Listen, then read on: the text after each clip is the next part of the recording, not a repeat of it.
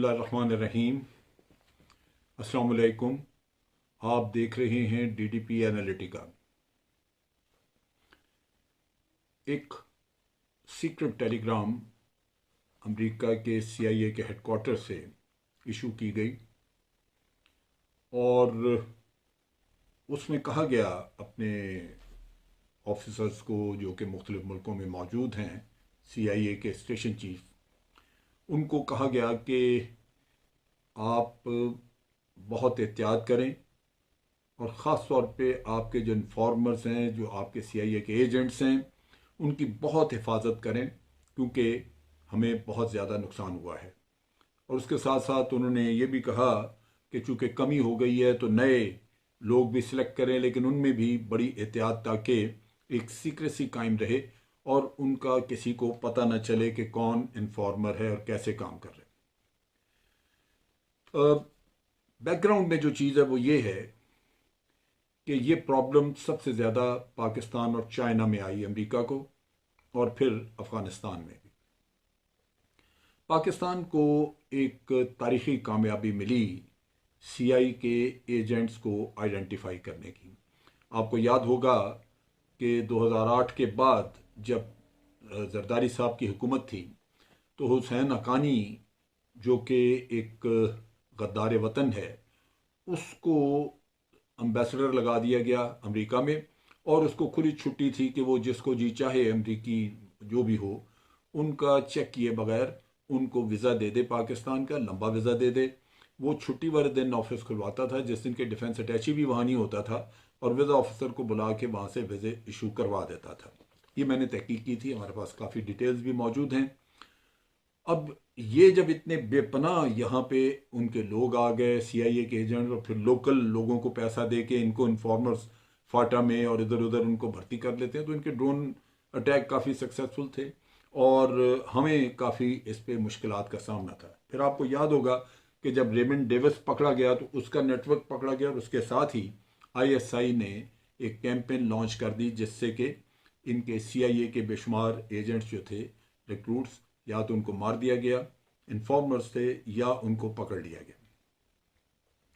अब इस वक्त के साथ साथ ये चीज़ बढ़ती गई और फिर आपको याद है कि अफ़गानिस्तान में भी बड़ी कामयाबी हुई और आप अमेरिका का हाल देखिए कि उनको वहाँ पे इंफॉर्मेशन कलेक्शन का या तालिबान के साथ राब्ते का इतना ज़्यादा मसला था कि आखिर में जब इवैक्यूएशन हो रही थी तो CIA का चीफ वो आके वहाँ पे तालिबान को, गालिबन मुल्ला बरादर को मिला और उसने रिक्वेस्ट की कि आप मेहरबानी करके हमारी तारीख बढ़ा दें, हम यहाँ से लोगों को इतनी जल्दी निकाल नहीं सकते।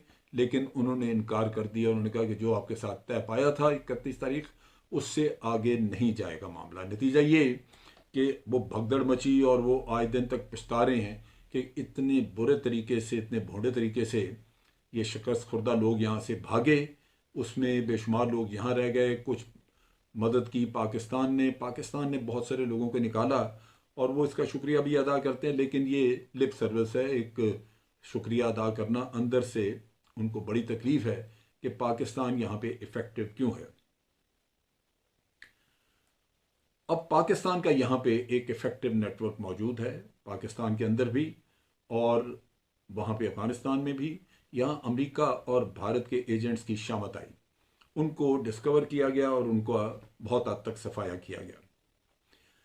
अब चीज़ ये है कि कोई भी इंटेलिजेंस एजेंसी अगर वो वहाँ पे रिलायबल ह्यूमन सोर्स ना रखे जिनके ज़रिए वो बड़ी रिलायबल इंफॉर्मेशन हासिल कर सके तो वो कामयाब नहीं रहती। भारत ने 20 साल में वहाँ बहुत बड़ा नेटवर्क इस्टेब्लिश किया था, लेकिन वो नेटवर्क जो था वो विद इन उन एरियाज़ में जहाँ पे नॉर्दर्न अलायंस या इनकी गवर्नमेंट थी अशरफ गनी की, उन जगहों पे तो इफेक्टिव था। दूसरी जगहों पे वो कतराते थे उनको भेजने के लिए, ज़्यादातर कंधार से ऑपरेट करते थे।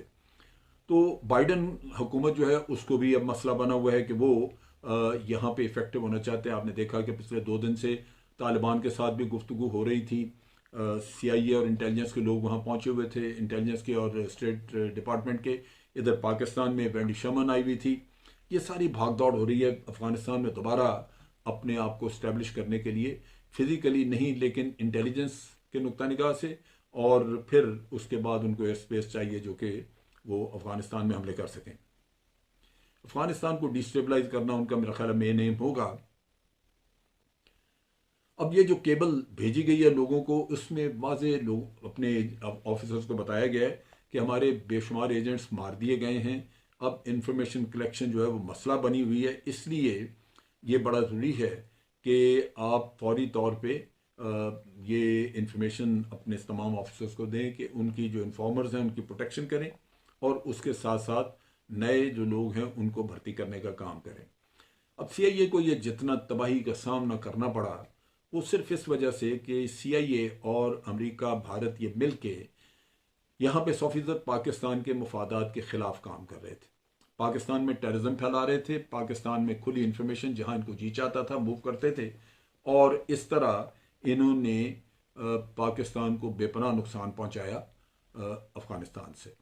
हमारे अपने लोग बहुत सारे जो कि कोता नज़र आए या मुल्क से ऐसी मोहब्बत नहीं है, वो अपनी इंटेलिजेंस एजेंसी को ISI को बहुत ज़्यादा क्रिटिसाइज़ करते थे। बाज़ औक़ात हम अपने लोकल लोगों को भी किसी को उठा लेते हैं इस वजह से कि उनकी वजह से हमारी इंटेलिजेंस प्रॉब्लम्स आ रही होती हैं, या वो लीकेज कर रहे होते हैं या अपने मुल्क के खिलाफ प्रोपेगेंडा कर रहे होते हैं, तो उनको भी उठाया जाता है। लेकिन ज़्यादातर हंटिंग जो थी वो इन्फॉर्मर्स थे जो कि इनके, और यही काम चाइना ने भी किया वहाँ पे, क्योंकि चाइना के ऊपर भी ये बड़ा एग्रेसिवली काम कर रहे थे। लिहाजा इन दोनों जगहों पे इनको अमरीकियों को बेपनाह मुश्किलात का सामना था। अब चीज़ ये है कि इसको अगर हम एनालाइज करें कि ये काम हुआ कैसे और क्यों हुआ, मैं यहाँ पे बहुत ज़्यादा तो इन्फॉर्मेशन नहीं बतानी चाहूँगा क्योंकि अभी ये सारे इंसिडेंट ताज़ा हैं। लेकिन हमारी पहली स्ट्रेटजी ये थी इन्फॉर्मर्स के बारे में और उनके करने के बारे में कि कोई भी किसी की नेटो, अमेरिका वगैरह या भारत, कोई भी तालिबान के साथ अगर डायरेक्ट अपना कांटेक्ट इस्टेब्लिश करना चाहे तो वो कामयाब नहीं होना चाहिए। उसकी बुनियादी वजह यही थी कि पाकिस्तान की एक पिवटल पोजीशन कायम रहे। अगर डायरेक्ट लोगों को एक्सेस हो जाती है, अमेरिका, इंडिया, कोई भी और मुल्क जो है वो डायरेक्ट तालिबान के साथ एंगेज करते हैं, तो उससे फिर वे बैरियर ख़त्म हो जाता है, तो पाकिस्तान की तो अहमियत ख़त्म हो गई। तो पाकिस्तान आपको दरमियान में कहीं नज़र नहीं आएगा। दूसरी बात यह है कि तालिबान जब डायरेक्ट बातचीत करते हैं तो फिर वो किन चीज़ों पे एग्री करते हैं, कैसे तय करते हैं, ये चीज़ें भी देखने वाली थी। लिहाजा इसमें यही किया गया कि मुख्तलिफ पहलू देख के, एक तो पाकिस्तान के ख़िलाफ़ या तालिबान के ख़िलाफ़ लड़ने वाले ग्रोह जो हैं उनको चेक रखा जाए। वहाँ पे जो इन्होंने वॉरलॉर्ड्स तैयार किए जिनको ये पाकिस्तान के ख़िलाफ़ एक्शन करने का दिया गया था उनको टास्क, या तालिबान के ख़िलाफ़, वो वॉरलॉर्ड जो थे उनके इन्फॉर्मर्स को ख़त्म किया गया ताकि उनको इंफॉर्मेशन इंटेलिजेंस वगैरह ना पहुंच सके और वो कोई भी कार्रवाई करने से कासर रहें। दूसरी तरफ ये है कि ये इंश्योर किया गया कि कोई भी जो बातचीत का अमल है वो ISI को बाईपास करके ना किया जा सके।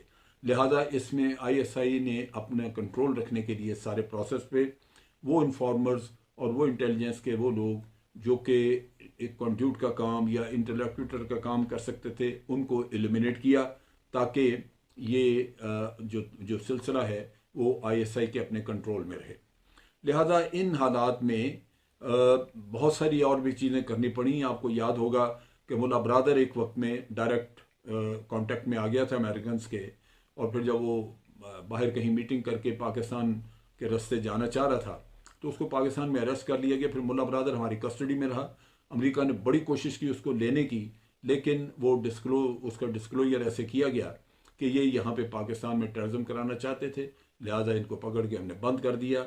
अमेरिका उसको नहीं ले सका। इन चीज़ों की वजह से आप देखिए कि और भी कई ऐसे तरीक़ाकार इख्तियार किए गए। बाज़ जगहों पे हमने अपने एजेंट्स प्लेस किए जो अल्टीमेटली अमेरिका ने हायर किए, लेकिन वो काम हमारे लिए कर रहे थे। तो इस तरह भी आपने देखा कि अमेरिका उनको पैसा देता रहा, पे करता रहा इंफॉर्मेशन के लिए, लेकिन वो पैसा भी हमारे पास आता था और इंफॉर्मेशन भी जो हम चाहते थे वो जाती थी, उसके अलावा और कुछ नहीं जाती थी। तो ये एक ऐसा अमल था जिसमें आपने देखा कि पाकिस्तान की स्ट्रेटजी इंतहाई कामयाब रही। पाकिस्तान को एक पिवटल पोजीशन मिली और उस पोजीशन में पाकिस्तान ने इस पूरे खित्ते की जितनी भी बातचीत और जितना भी कोई प्रोसेस था इसका सुलह सफाई का, उसको मैनेज किया, कंट्रोल किया इस तरह कि वो प्रोसेस जो है वो एक तो आपके कंट्रोल से बाहर ना जाए, और दूसरी तरफ ये है कि अमन का रास्ता इख्तियार किया जाए, न कि इंतशार का। सो पाकिस्तान इन सब को करीब लाने के लिए मुख्तलिफ तौर तरीके इस्तेमाल करता रहा ताकि किसी तरह बातचीत का अमल आगे बढ़े, और अफ़गानिस्तान में बजाय इसके कि कल को प्रॉक्सी वॉर चले, एक सुलह सफाई का सिलसिला बन जाए और आपस में ये अमन से रह सकें। सो अमन के लिए बहुत बड़ी कोशिश की गई, और आप ये देखिए कि ये सारा प्रोसेस अफ़गानिस्तान के अंदर, पाकिस्तान के अंदर और दूसरे बाज़ मुल्कों के, आप कह लीजिए मिडल ईस्ट और इधर उधर बाज़ मुल्कों के जो दारुल हुकूमत हैं, उनमें ये ISI मैनेज कर रही थी। आप अंदाज़ा नहीं कर सकते कि ये कितना बड़ा काम था जो ISI ने मैनेज किया, और आज ISI अपने वतन के लिए सुरखरू है। ये सिर्फ और सिर्फ वो लोग कर सकते हैं जिनको अपने वतन से बेपनाह मोहब्बत हो, और वो अपने वतन के मफाद से आगे किसी भी और चीज़ के बारे में कोई सोच न रखते हों। आज के लिए इतना ही। अफवाज पाकिस्तान जिंदाबाद, पाकिस्तान पाइंदाबाद।